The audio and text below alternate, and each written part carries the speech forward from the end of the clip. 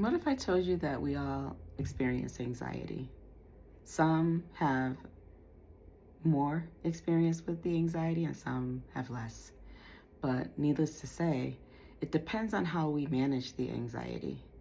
Some have difficulties with developing the skills that are necessary to manage the anxiety. So it ends up becoming extreme. And then it becomes so expansive that the individual experiences things like panic, you know. Sometimes they experience anger because they're frustrated and they don't know how to manage these feelings that they're feeling. So they lash out, and parents end up not really knowing what's causing these symptoms. That's when they reach out to me. I may get a call from a parent who shares with me that their child is angry, or they're not listening, or they have difficulty with transitioning from one activity to the next.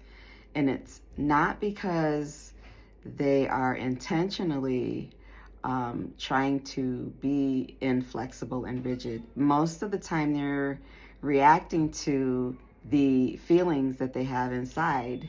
More often than not, it is anxiety, because anxiety causes children to freeze and not know what to do next. Like, they know that they have to move on, right? Like, they're in the middle of an activity, or they're in the middle of completing a task, and something unexpected happens and they're told, oh, you've got to stop and move on to doing something else.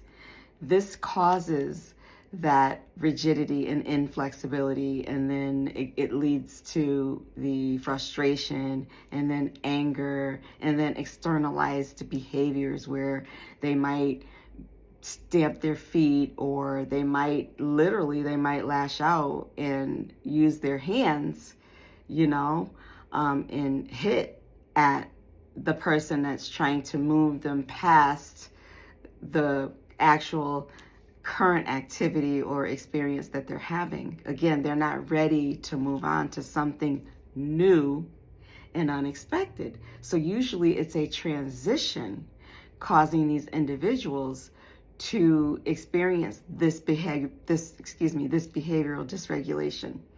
And because they don't know what to do with these feelings, a lot of it comes out as externalizing behaviors where, again, like I said, they're lashing out, they're hitting, they might kick, they might sit down or plop down in the middle of a busy mall, because they're fearful about moving on to the next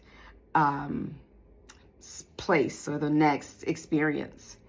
So what do we do with individuals who experience this type of anxiety or fear of the unknown or fear of transitions? What do we do to help them to be better regulators? What do we do? Let's talk about that.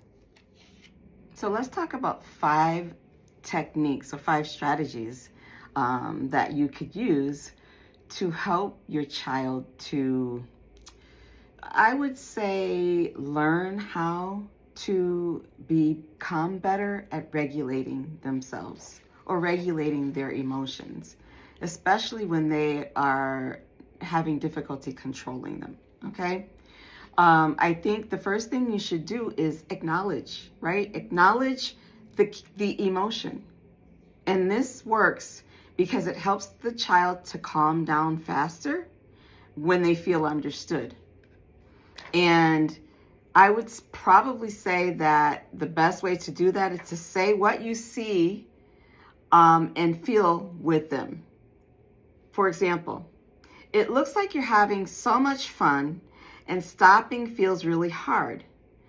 Or, you're upset because we have to leave now. I get it. So this doesn't mean giving in. It means that you're connecting with your child first, right? And then guiding. Okay? So here's a phrase to try. You're feeling sad that playtime is over. Let's take a deep breath together before we clean up. Again, you're acknowledging the emotion. You're acknowledging also and sharing with your child what you see and feel with them. And you're getting them to follow what it is that you're modeling. Again, the phrase that I suggested is, you're feeling sad that playtime is over. Let's take a breath together before we clean up. And actually go through that process of taking the breath.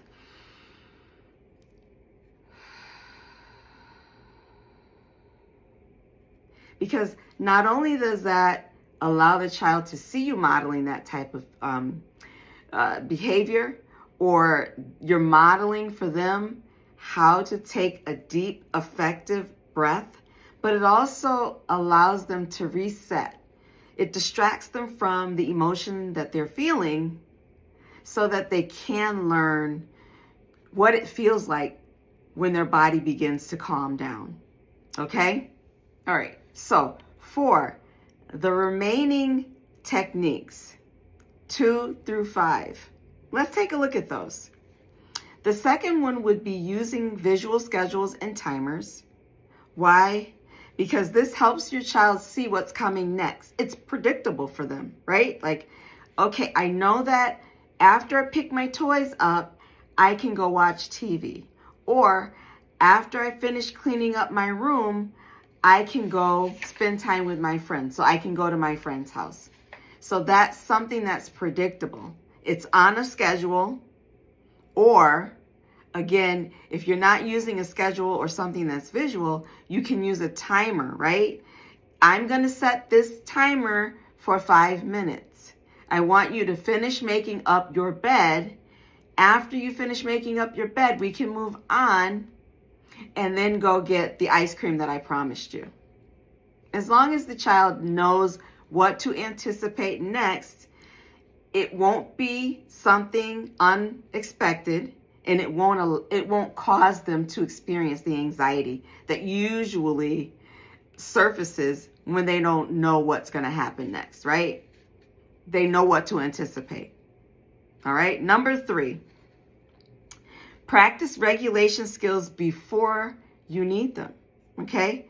So teach your child calming tools like the breathing that I talked about. So the one I talk about is the 4-count breathing technique. So you can teach them that. You can teach them how to stretch, right? Stretching their body will allow them to be distracted and, again, become more regulated and calm. Because, again, it's distracting them from the feeling that they're experiencing, right? And that frustration or the anxiety from that unexpected change, right? So distracting them through breathing, through stretching, through small exercises is going to cause them to become a little regulated so that they can know, right, what to expect. They'll be open to listening to what it is that you're sharing with them. So that's number 3. Practice regulation skills before the child needs them. Number 4 would be use predictable and calm language. So don't get upset. You know what I mean? Don't raise your voice. Don't change the tone of your voice. Just stay calm. Again, going back to that acknowledgement of what they're feeling, acknowledging the emotion, right? I understand that you are having fun and stopping makes you, it's really hard, right? Stopping feels really hard.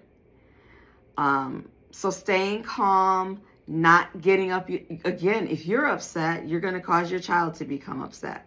So stay, you know what I mean, at an even tone so that they don't become more upset because you're upset. All right? Don't build on to that level of frustration is what I'm trying to say. All right, so short, concise phrases are going to help the child's brain feel safe and reduce power struggles, right? Like when they feel threatened, right, by maybe a raised voice, you know, first of all, something unexpected happens. They're already feeling frustrated. And then a raised voice causes them to be a little bit more dysregulated because they're already struggling to try to figure out how to deal with something unexpected happening in their life. Okay. So just again, using calm, predictable language is going to be helpful for your child. And finally, celebrate small wins. This is number 5. Praise progress. For example, you stopped playing and got ready. That's real self-control, is an example. Again, you stopped playing and got ready. That's real self-control. Okay? So celebrating when the child is actually exhibiting expected behavior that you're teaching them to use, right? So let's go back through those again. Number 1 is start by acknowledging the emotion, and this will help your child calm down faster, especially when they know that you are acknowledging that you understand how they're feeling, okay? Number 2 would be use visual schedules. So you could post a schedule, make it visual, or you could use a timer because sometimes children have difficulty stopping, right? Especially when there is no time limit, all right? And then you can get them trained or anticipatory. For example, okay, I know my mom sets a timer when I'm playing video games. So if I know after 30 minutes of playing a video game, I need to stop, and the timer is telling me that, then I will know, right? The child will know, and it won't throw them off because it's something unexpected. All right. Number 3 would be practice regulation skills before the child needs them. Okay, again, an example that I shared was the deep breathing example, stretching, teaching them stretching activities or stretching techniques.